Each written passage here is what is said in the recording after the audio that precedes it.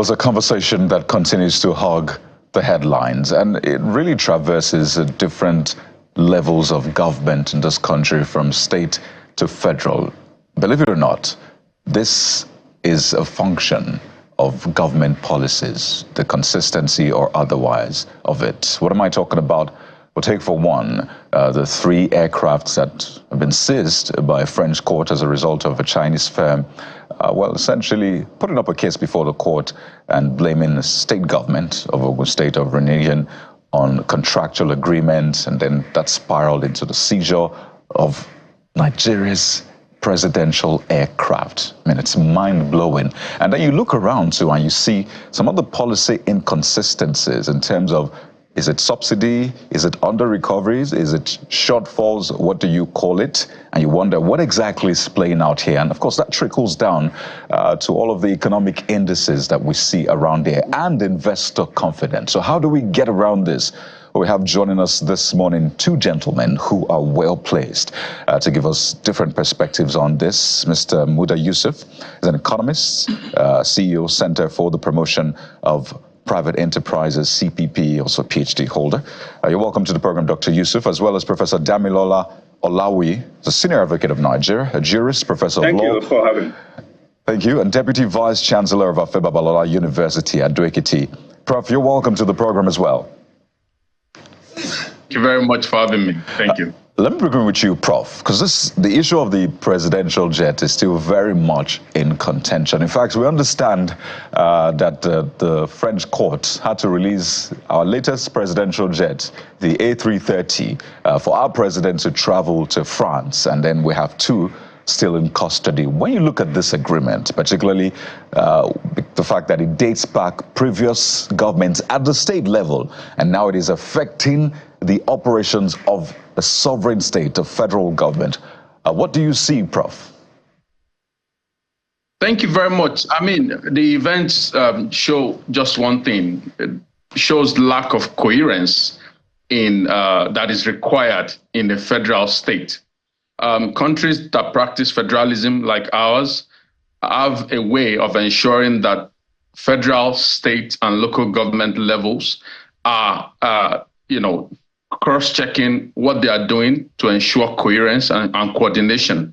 And so when you have such a rather embarrassing scenario that we find ourselves in, it shows that that coherence is lacking.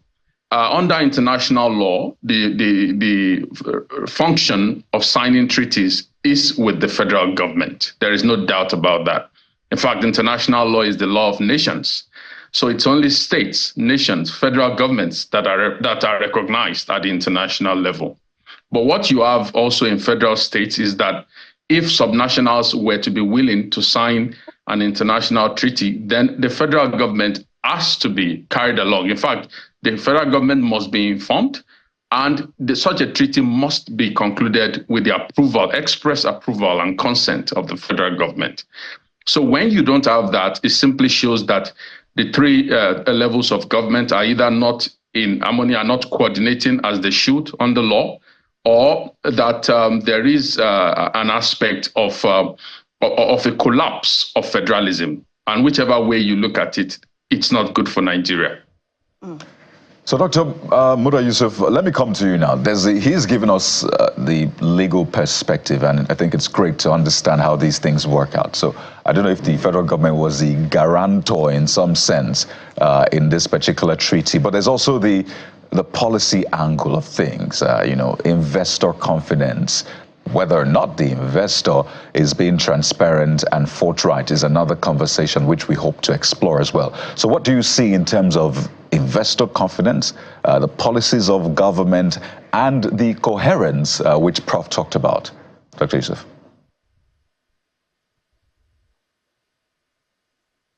Yes. First of all, this is not even so much of a policy issue.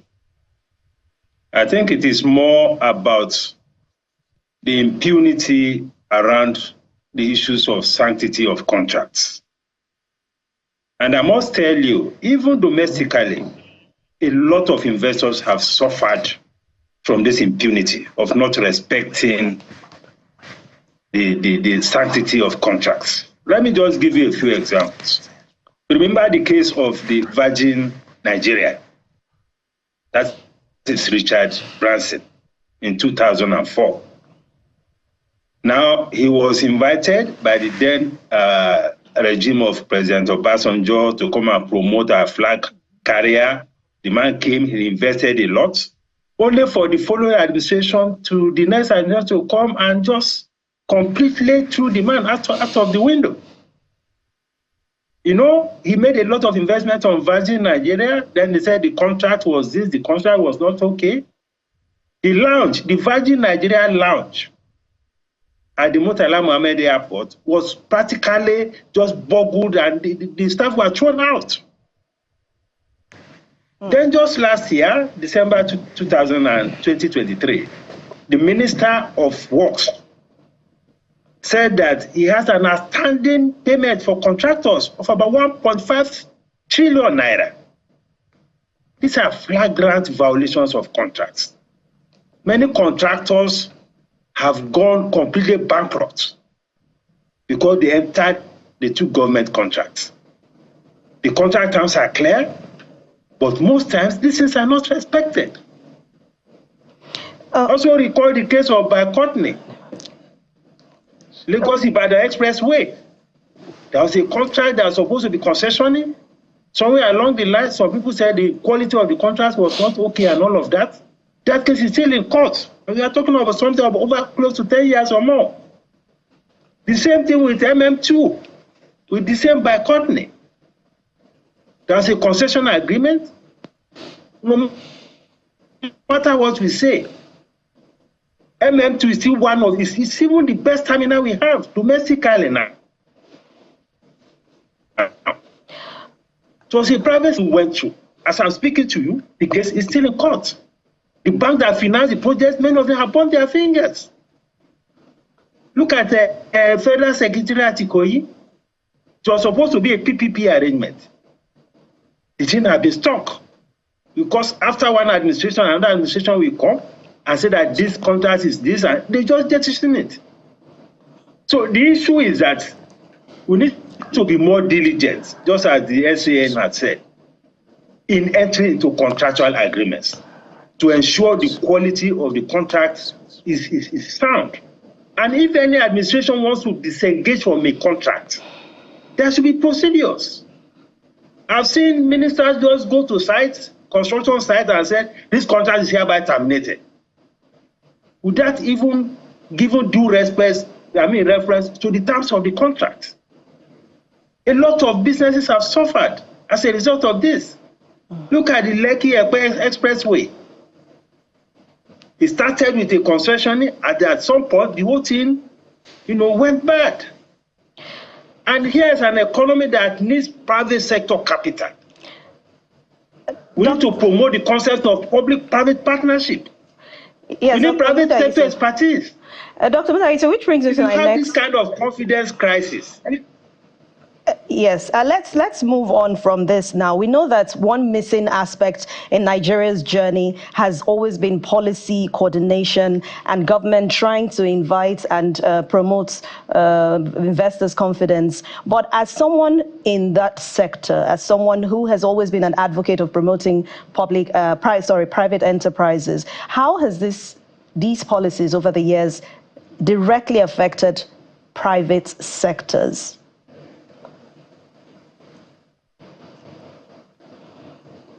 No, it has affected private sector very, very badly. Very, very badly. Now we are talking about issues of contract. We have not talked about issues of regulation that are inconsistent. You are operating a business, you set up a business sometimes running into billions of naira under a particular policy regime, under a particular regulatory regime. 6 months, 1 year into the life of that investment, the policy changes without due regard to the implication for those who have invested in the sector. Most times, these policies take immediate effect.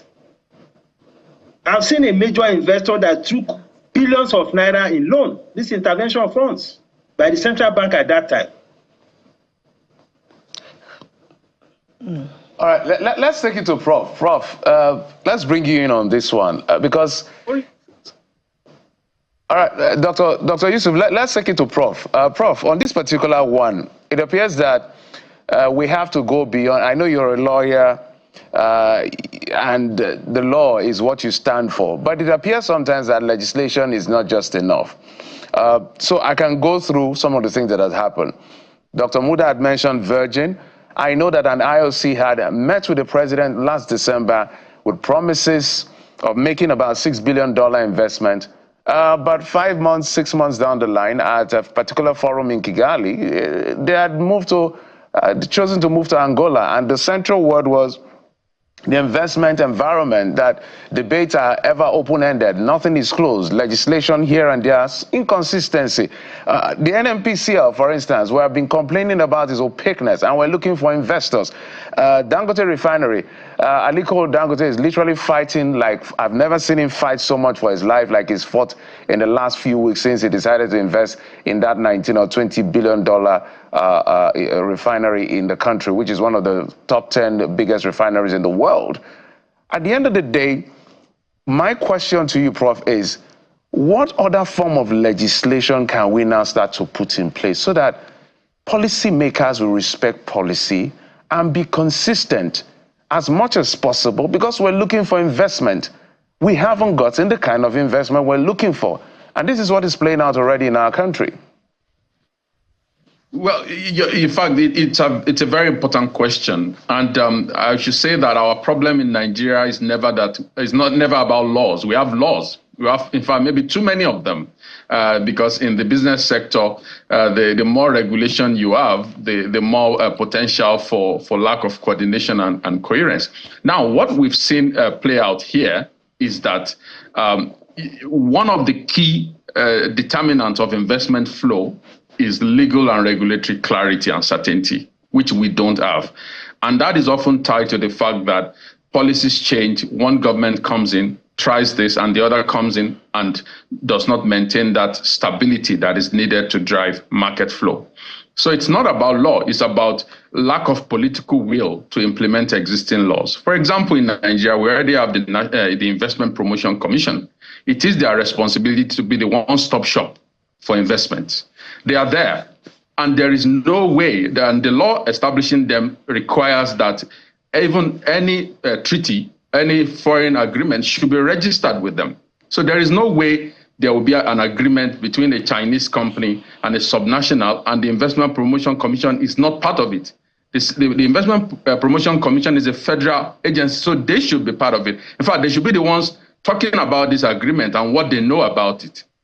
But when you have a situation whereby many of the existing bodies that should play this role are either not empowered to do so, or they are sidelined due to lack of political will, then you have this sort of problems. So let us go back to implementing existing laws. Let us go back to ensuring that our agencies are supported, are funded, and they are even provided the capacity to do their work without political interference. This is what serious countries do, those that are really, really keen to attract investors. Another thing is that when you have, in the business world, it is normal that when you are doing an agreement, you want to go with the strong person. And in the business world, that's why you see every agreement, you see a company wanting to have parent company guarantee, because they know that if there is a problem, the parent company is bigger than the subsidiary, so they can come and save the day. And in the same thing in international law, you see that many business folks want to deal with the federal government because they know that, well, if the subnationals fail, at least the federal government can step in. Now, what other countries do is to have a law or a provision that says, that gives indemnity to the federal government, to say that the federal government is indemnified of any liability that comes from any negotiation or deal that a subnational is trying to do. Do we have such indemnity provision? It's obvious we don't. And I'm very worried because now we are talking about local government autonomy. This is only going to get worse because a local government in Igbajo in Osun State can indeed go and sign a treaty with China or India, and then the federal government will be responsible for that. So we need these indemnity provisions or legislation that will make it clear to everyone that the federal government is indemnified of any transaction that a subnational is entering into, unless the federal government signs it or the federal government is carried along and is a party to it. And by federal government, we mean this will include agencies like the Investment Promotion Commission, allowing them to be part of such negotiations. Also, the third aspect is to look at capacity as well. Who negotiates international deals? It should be international lawyers. And when you have a situation whereby those that have no knowledge at all of international law are negotiating landmark international agreements, then they are opening the country up for international embarrassment, such as the one we are seeing right now. Oh dear, I just pictured for a moment, the local government autonomy and the possibilities you mentioned. But isn't there a provision, or aren't there? You said that there are statutes already in place. So you cannot drag the federal government in without their consent, right? Even if you're a local government, you can't sign without the consent of the federal government. Perhaps you might want to clear that part. Yes. In international law, it is about states. Now, this transaction that went wrong, they are, going under the key argument they are making is that, well, Nigeria has a bilateral investment treaty with China. And under that treaty, Nigeria said it will protect every Chinese investment. That's fine. But this particular investment, is the federal government aware of it? So, those are questions that need answers. Is the federal government aware of it? Is the federal government privy to the contract? Was the federal government involved in the negotiation? Because you cannot just take an umbrella treaty and say, I'm going to protect every investment of China. And then you cannot then say that includes an investment that I'm not even aware of, or that I was not part of the negotiation, or I was not part of the signing. So for every general rule, there's an exception. And the exception in this case is that a subnational does not have the authority to bind the federal government when the federal government has not given a consent to what they are doing. That's number one. And the second part is that if Nigeria can then make the case that, well, this deal in the first place is against our public policy, because our constitution makes it clear that it is the federal government that is responsible for foreign affairs and foreign deals, foreign transactions. And if it is against our public policy, then it is going to be irresponsible for any other country of the world to be trying to enforce such a contract that is against our public policy. Those are the key issues that I think Nigeria must, maintain its position on. Our constitution is clear. Issues of foreign affairs are within the purview of the federal government. And if a subnational is doing what is outside of its core purview and responsibility, it's against our public policy. And the federal government should not be held responsible for an act that is against our public policy. And international law, we have even reciprocity. A country that is trying to do something or give effect to something that is against our public policy, then, of course, it will be undiplomatic of them. And Nigeria has a right to also review its diplomatic relationships or relations with such a country. Dr. Muda, Yusuf, let's come to you on this one. And we know the figures on Nigeria's headline inflation right now. We're not even promised of what the next figure will be. We're not sure if it's going to go down, but analysts have said it might even remain or go up, which means that this is not ending anytime soon. When we talk about policy reforms and we talk about the new things that have been introduced by the government, for example, import levies removed on essential items, raising the minimum wage, and some of the things that the government, which we commend them, that they have put in. But when you weigh what is being implemented and what is being decided by parties and what is actually going on, that's the reality of Nigerians as a country and what they're going through. Do you think that the government is doing enough to balance these things in terms of the reform and the new policies that they are taking at the moment?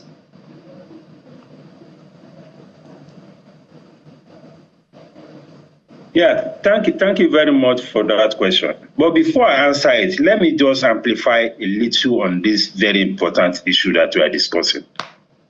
Now, it is extremely very important that as much as it's important that we worry about international agreements, respect for contractual agreements with foreign investors, we should also worry about the damage that has been done to domestic investors. Because, This is across all levels of government, whether it is federal, whether it is states, whether it is local government.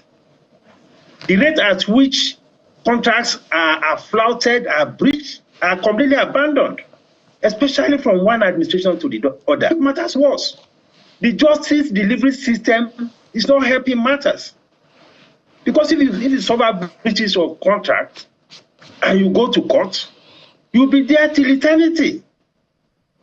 So we need reforms around all of these things in order to show investors' confidence. The government books are full of judgment debts that have not been paid.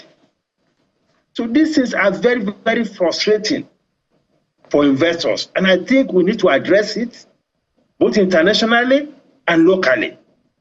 We have some private sector investors who will never touch the government contracts with a long pole because of their experience.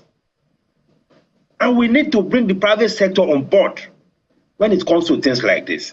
So we need to clean up this space properly to make the private sector, the contractors, have confidence in government contractual agreements. We need that discipline to return. Now, back to your question about reforms, about implementation. I think what is important in all of this, the government has made some very, very good pronouncements around reforms. The principles are good. The government is trying to fix some fundamental distortions in the economy. That is fine. But I worry about the lag between what the government says and the speed of implementation. So the bureaucracy needs to be up and doing. This is not a time for things to be too slow. I mean, look at all the pronouncements, intervention and things that the government has announced to address the issue of cost of living. As I'm speaking to you, the implementation is yet to effectively take off. Almost over a month after pronouncements. The president even addressed the nation July last year on the impact of subsidy on the citizens. And the fact that he was going to do something very urgently about it. So we need to bridge that gap. The policy pronouncements are good, but the implementation lag, the lag between pronouncements and implementation is something that we need to deal with. Secondly, is the significance of stakeholder engagement. The policymakers cannot understand the economy better than those who are operating the economy. I'm not saying that they should accept everything that the private sector says, because there is a narrative that where the private sector are just always after profit and they are being selfish. But if the government is looking at a bigger picture, you know that the private sector is contributing a lot to the growth of the economy beyond the profit that they are making. They are the one creating jobs, they are the one creating the tax revenue and all of that. So stakeholder consultation is key before we take any major policy decision, so that we have the buy-in of the stakeholders in the economy.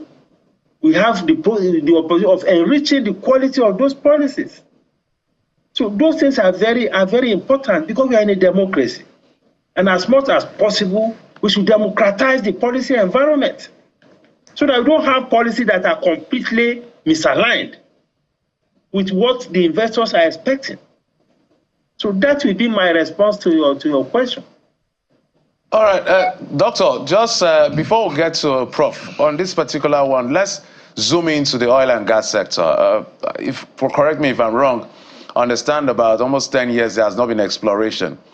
We talked about the IOC that left for Angola because of our climate and business climate. And then we've seen all kinds of divestment to go deep offshore. And then when we come to the NNPC, which is where I want to speak to, the issue of the NNPC I want you to address because it's almost like some people have to say it's like a deliberate, orchestrated, coordinated chaos that sometimes is so vague we're trying to understand what is going on. On one hand, there is the issue of posting 3.3 trillion naira, but when we look at gearing ratio, we have a lot of questions when we probe the numbers to the letter. And we're looking at investors coming in by the time it is properly IPO'd at the end of the day. So if this opaqueness is really a challenge that even experts are finding it hard to explain what is going on. What does that do to potential investors at the end of the day? Well, it is a sad commentary that we have not managed our oil and gas sector properly. The governance has been terrible over close to 2 decades. And that is what has brought our economy to the point we are today. I mean, take the case of the refineries. How can we, for goodness sake, an oil-producing country, for almost 10 years, our refineries have not worked? I mean, it's unpardonable. And look at the macroeconomic problems that all this massive importation of petroleum products has created for the country, affecting everybody. So the governance space around the oil and gas sector is one of the biggest problems we have in this economy. And it's because there's too much of prioritization of self-interest over national interest. Oil blocks are being given to people who have no idea about petroleum sector. And this has been going on for years. It's a major platform for patronage. So it's a very big problem which we have been grappling with for the past 10 to 20 years, but it's never too late to correct. So what I think should happen is that we should decouple the oil and gas sector from the bureaucracy, right, and from the political class. I think that, for me, is the starting point. Because for as long as we create a window for politicians to begin to get involved in the management, in the appointment and all of that, this sector will not fly. And unfortunately, it is a sector that should give us that leverage to be able to develop other sectors. All right. In terms of the foreign exchange, in terms of the revenue. That is why we have lost so many investors in that sector. We have the insecurity problem. There's so much impunity. People are stealing the crude. Then we have the policy problem. It took us almost 15 years to be able to come up with the Petroleum Industry Act. All right, Dr. Just Yusuf, because some people are dilly-dallying and making some money from the whole process. right. And this is a message or conversation that will really hit home for Nigerians right now, because some of them are watching right now from queues at filling stations, some in traffic caused by queues, some are at home because they don't have petrol to go outside, so they're stuck at home. Prof, let me come to you as we begin to wind down quickly. This is a sector you know too well. The petroleum industry, the oil and gas sector, you know this sector too well. And we're not the only ones that have been blessed with this abundant resource. Yet, we're like the only ones suffering in spite of the plenty, in spite of the laws. He just talked about the PIA. I don't know if there's any other country in the world blessed with this kind of resources that is at this point right now. NNPC Limited saying they're not paying subsidy, not doing under recoveries, but they are paying shortfall. So they're selling half the price. If that is not subsidy, I wonder what subsidy is. Sell crude in Naira. There was a lot of back and forth. Well, it's meant to start in a few months, but still the operationalization has been a challenge. You look at this from a different angle, definitely. If you are to suggest one thing that will maybe fix our challenges to some extent, what will that thing be, Prof, as we wind down? Well, you asked for one. I would give 2 or 3. Thank you for your generosity. Thank you. Of course, I think Dr. Yusuf has also mentioned the need for that policy consistency and coherence, in which when you start a policy, you should commit to it and see it through. And the Petroleum Industry Act is there now. Are we implementing it fully? The answer to me is no. So a lack of committed implementation of existing laws and policies, a reversal, 1 step forward, 7 steps backward, that exactly is what has led us to a situation whereby investors are uncertain about what is going on in the oil and gas sector. Of course, another big issue is the need for transparency and accountability. You know, we should know, is there subsidy or not? We should know if there is still subsidy, how much is going into it. there should be a transparent release of this information. And this is a message that we have been emphasizing. Having the Petroleum Industry Act without implementing it with full transparency and accountability will lead us to the same result. So there is a need to ensure that NNPC is indeed releasing, giving full release and accountability for its for its operations, for its activities. In many climes, we should be able to get this information just by a single click on their website, but we don't see this here. And that is leading to that opaqueness in which people are really not sure about policy direction. And when people are not sure, investors are not sure as well. And nobody wants to invest in an environment whereby they are not certain what will happen in the next 3 or 4 years. So there is a need for that transparency and accountability by all stakeholders in the NNPC. Let us get accurate information on what is happening, on what is coming in, what is going out. This should be available readily for anyone to see. All right. Prof, quickly, definitions. It says we're not paying subsidy, but we're doing shortfall. You're a legal person. You know about definitions well. Is that subsidy as well if we're getting it for half price? But it says that money is not exchanging hands to any marketer, but it's between government and NNPC Limited. Is that subsidy, Prof? It's a form of subsidy. It's what I would describe as a qualified subsidy. That is subsidy that is implemented in another format, different from how it was implemented before.